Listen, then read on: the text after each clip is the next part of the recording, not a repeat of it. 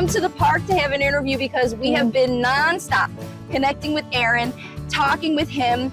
You've seen the videos on YouTube, and now I want to kind of process through what's happened over the past 3 weeks. First of all, tell everybody why I'm here. That's going to be a long story, more than anybody bargained for. Came with an umbrella like Mary Poppins. So the thing is, see, I'm a doctor and my child is a late talker. He was late talking 2.5. We found it, then we went to people, and I didn't find anything in the whole of Dubai. I couldn't find any professional who could really help him. So I was taking him to this ABA. I took him to speech therapy, and they told that he needs some ABA before he is eligible for speech therapy. So I took him to ABA, and it was the most frustrating experience of my life. We need a whole new 45 minutes video to tell how frustrating it was.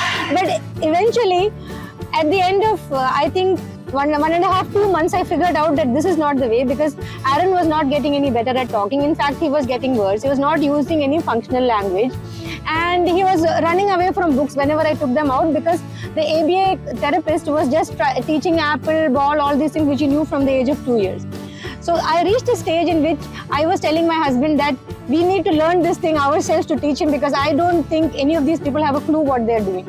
So just as Marci says, maybe the universe brought her there. So I just saw this blog in which it was telling that why ABA, in which the child doesn't have a connection with the therapist, why it doesn't work and what else can be done, called natural language facilitation. So from last year, December, I joined her program, and I'm seeing a lot of progress in the sense like it's not spoken words, but I just feel that if I had continued with that ABA, it would have probably gone downhill, because a child who was speaking and who was singing or whatever, and he was generally a happy, joyful child. He liked to explore, he liked to open books and see, even though he was understanding reading or not, I do not know. But this was a child who was such a joyful, happy child, and the joy was just getting sucked out of him, and he was getting anxious, and I didn't like to see that.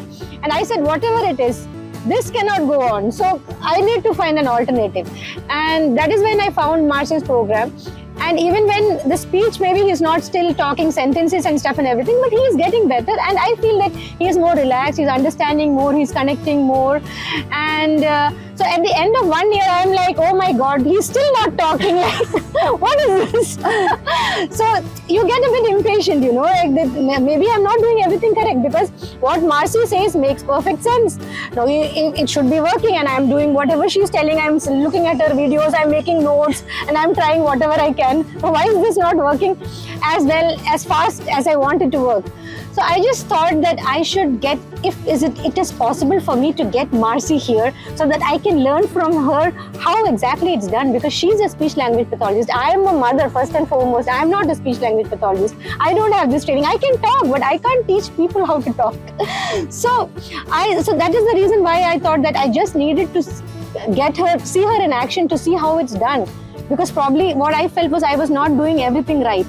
So, and Marci at that point of time was, I just work with parents. I don't work with children anymore. That is my past. Now I just work with That's true. That is my past. I was burnt out from the system. Yeah. So I was just coaching parents, because I was talking to people who could listen. What I realized even when I went to Australia was how much parents really need to see an example, and they need to see an example of someone who's familiar, who knows how to connect with children, who just is in the mindset of spoken language facilitation. Not all speech therapists are in that mindset, but I have been, and it just resonated with Liza just like it's resonated with my other clients. And not all parents resonate with that idea, but I use Gestalt language learning. I use natural language facilitation from a floor time, DIR floor time kind of model.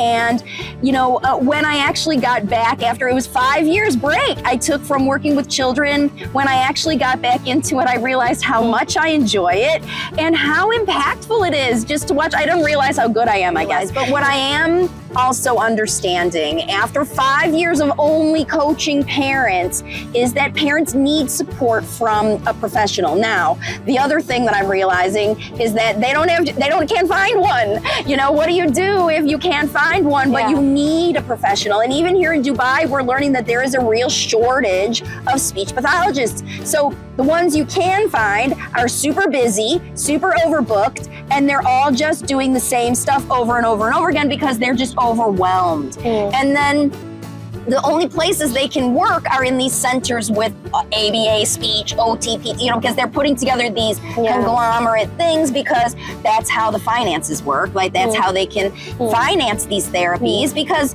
it's expensive and not all parents can afford it. So they want to use public funding or things like that.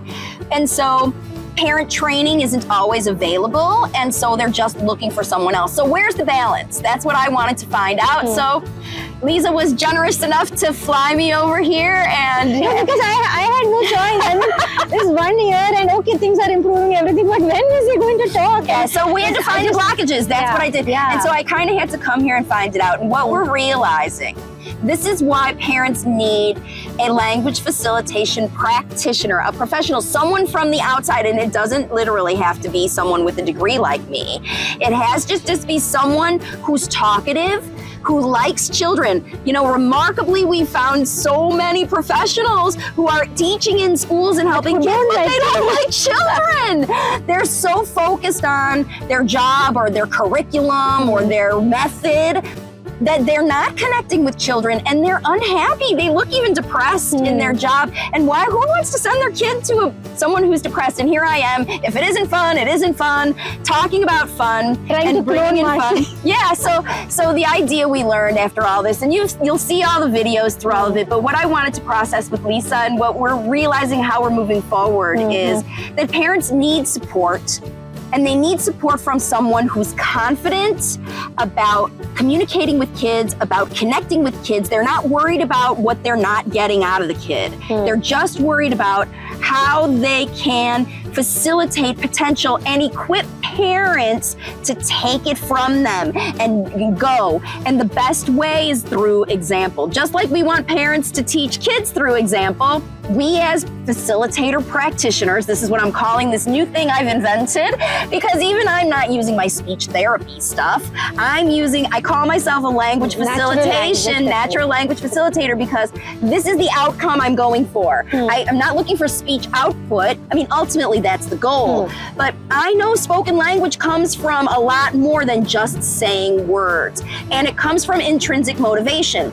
So how do we help parents to connect with their kids and avoid the blockages? So with Liza, it was, she went all the other direction. When she saw Aaron was traumatized by this pressure from therapists that she didn't ask for, but she signed up for because that was all there was, and now Aaron was in this situation, it did not take very long, a couple of months, for her to realize that it was going the wrong direction. But even in that 2 months, there was some damage. There was some real damage to Aaron's confidence, his willingness, his interest in learning. And so we have to get that back. And he has to earn trust from people outside of his mom, because what happened was he retreated back to his mom, save me from these people who are making me do stuff. And then mom is the safety net. She's always going to shelter and protect him, and this is what happened. Okay, we'll wait for him. We're not going to pressure him, but there has to be balance. And this is what the outside person can see. I can see, you can make him take his shoes off. What I see is his capability. And she knows his capability and hoping it will come, but it's not going to come without facilitation. Putting in boundaries, putting in consistency, consistent boundary. You can't just do it one time, because remember, these are habits that were created by the parent and the child. She overgave, she overallowed, he started taking advantage, because we also realize how smart this child is, how to manipulate us. He can pull out some behavior that surprises us and shuts us down, just like people do to them. We watched in school, there's one teacher at school that's yelling at kids and doing those things. Like I said, we see it everywhere, and I know you are too. And I know Lisa's frustrated that there's not options, but here's what we're gonna do. I'm putting together a training based on my experience with Liza to help parents find the balance. And it takes an outside person to look and analyze. And so together you can use my workbook so that you can see and make this plan together where everybody's on the same page, focusing on the future, but connecting every day. It's not about doing these things and hoping it will happen. No, we are facilitating the outcomes that we want, specifically through targeted activities. So it feels like a therapy, it's just like what you do with the doctor, right? As an internal medicine doctor, Liza looks at the outcome. We want a healthy person. We need a healthy, happy, successful child before they can learn, right? Their mindset has to be in a learner, so your mindset has to be in a facilitator. So I'm making the training, so everybody. I think the videos also that we have been putting through these past days, I think it will be very helpful, because then Marci talks a lot about how to communicate, how to get the interest, how to connect, how to get in the language facilitation zone. But when you see her in action, actually doing that, I think it makes a lot of difference, and that makes all the difference, rather than just talking about it. Because you can talk, you can try, but maybe you're not sure if you're right or not. But when you see her in action, and when you see that's all there is to it, and then okay, that's what Marci does. I can do that. I can do that with my child. Yeah. So I think it gives you a sense of confidence, and then you feel that if this is what is there to it, I can do it. Yeah, and I think the other thing is the team that we've created. We've created a team. A lot of moms don't have a partner, even in their husband or their other kids, or even in their therapist. Like I said, some parents are fighting against their therapist. They're not working together as a team. And I think this is what allows the child to have more confidence. They see that Aaron sees that I and his mom are working with him together for the outcome. And we're gentle in our approach, of course, but it's kind of like you said, the Mary Poppins, firm but kind. I'm able from the outside to say, hey, you know what, this is one of those things that you can push, Mama. This is one of those boundaries that you can create, Mama. And she's like, okay, I guess I will. I think this boundaries is one of the most difficult things for us to negotiate, And this is also, I think it will come with practice. Of course. And then another thing that I learned, and I put in my previous video, is also that if the child is physically capable of doing something, we shouldn't treat him any different from another child his age. So you shouldn't give him, let him get away with not doing stuff, because he knows he can get away with it. So he just tries his luck and pushes the boundaries. That's right. He's super smart, and even trying to work around me sometimes. He knows where I hide the treats. Oh, he learns so fast. And then, will even resist the control, that we're trying to do these structured things. I hate to use that word control, because we don't want to control Aaron. We don't want a controlled child. We don't want a compliant child. We want a firecracker kiddo who is willing to try new things and experiment with talking. And so what we've seen, functionally, I know everybody wants to know, what have we seen in this 3 weeks? From what I have seen, the thing which totally blew me away was how Aaron was listening with such rapt attention to what Marci was talking. I mean, it was like he's looking at her for 20 seconds as if she's revealing to him the secrets of the universe, or I don't know what. I mean, he's just looking at her and listening to her, and I'm thinking, what she's talking doesn't sound that interesting. I can talk better than that. But no, it was just the way she was telling it, and the fact that she was so connected with him and not judging him and just letting him be. I think these are the things which Marci has naturally, because she has been with so many kids. So it comes to her naturally. But we as parents, we always have that layer of stress, that layer of anxiety, and we have so many other distractions in our mind. We are not able to do that as well as her. Yeah. But if that is what it takes, then that's what we have to do. And I think it's an ongoing job. You work on your mindset, having a teammate, a person who is just another partner in language facilitation, because I call it the mom factor, right? You're never gonna make your kids suffer. You're the mom. You don't want your kids to suffer through learning. And in fact, if they've had an experience that was unhappy for them, you don't want to repeat that in the house. That's it. So how do you find the balance? When someone from the outside can help you see things from another perspective, then she can see, wow, she does trust him. She doesn't have to bribe him. She can get his attention, so I can too. And you can change how you talk and all those things. And Aaron has, I'm going to tell you objectively what I've seen. Of course, I've seen eye contact like you wouldn't believe. What happens though now is initiation of connection. This child who was running away from any kind of structured anything, any kind of conversation even, literally running away, is now seeking me out. He needs some Marci time every day. He wants to hear from me. And so I think what Liza can do, and what we have done actually, is we found a really nice shadow teacher who doesn't have ABA training. She just has a lot of experience talking to kids, and she's super chatty, right? And so I showed her, she's seen some examples of me working with Aaron, and I think when she goes through my training and she learns to be empowered to be more like me, and also empower parents, because my training is not just about being a speech therapy replacement. Language facilitation is a team effort. We are working together to equip this child. Why? Because we want to earn trust in the world. This child doesn't have trust in the world. Every place he went to see some professional, they were judging or causing this effort. And now Aaron knows that at least 2 people in the world will offer something nice. And now he has a more open mind with his new shadow teacher. And yes, he's testing her, but she's very good at drawing boundaries because she's a teacher. She's not a mom. She doesn't have the mom factor. And she can create those boundaries that he needs to get him back into typical child development, not late talker padding. It's like we put him in bubble wrap and think that they can't do these things like other people because other people say he's low, he can't. And then it really does change your mind and let you think less about your child and see what an outside person can do is show you how smart your child is, show you how brilliant they are, tell you what they're doing when they're not around you, because sometimes they perform better when they're not around the mom. So it's good to have another person, and for a lot of reasons. But that person, what if you don't have another person? Well, I think, what you do is you have to find someone, some connected person. Even, we've got, you have a maid who comes and cleans, and even equipping and empowering her. Even the siblings. Even the siblings also. Yeah, teenage siblings. Or, you know what? Do you have a fun uncle?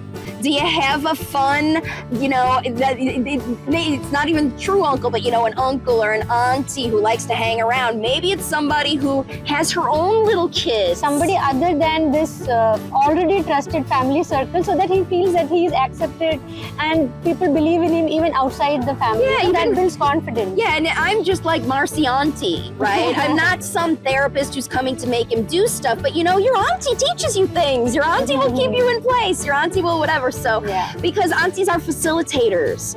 They know the mom won't do this. Grandmas do it too. The mom won't do it. I'm going to make the child eat. And how can they get the child to do it?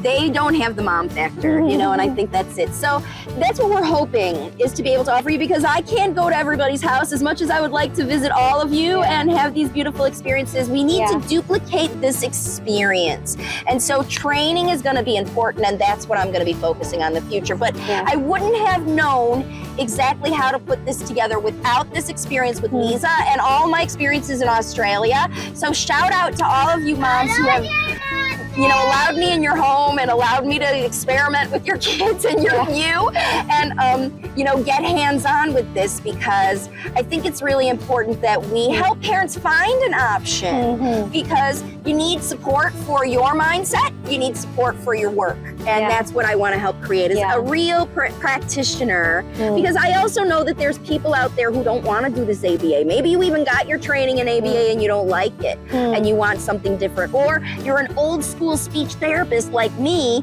and you can't even find anywhere to work where they're not making you do this discrete trial stuff, and you just are like putting in for your pension or going to earn your paycheck and you're home frustrated. I can show you an alternative way, and I know that there are parents out there looking for this kind of work. Yeah, and for all the parents out there, I just want to say is, it's not that difficult, and what Marci is telling, it sounds like, oh my God, is it ever going to happen? But when you see her in action, then I think it's easy to believe that it's going to happen. And there's nothing more to it than what she's showing. That's all. Go home and practice this. That's it.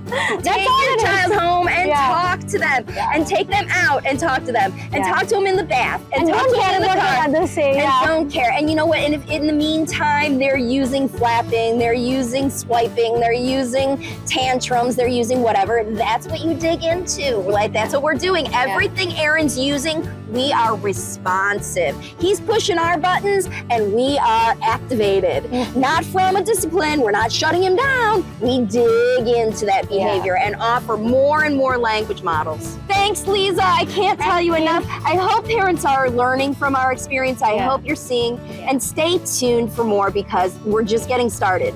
Worldwide language facilitation is real. We're going to provide, this is it, the alternative option to what you see out there that is easier, happier, feels much better for everyone, and ultimately has faster results. But you have to be patient with the process. It's not, you're not gonna get it. It's not a quick fix. And it's tough, I'll tell you what, we're tired.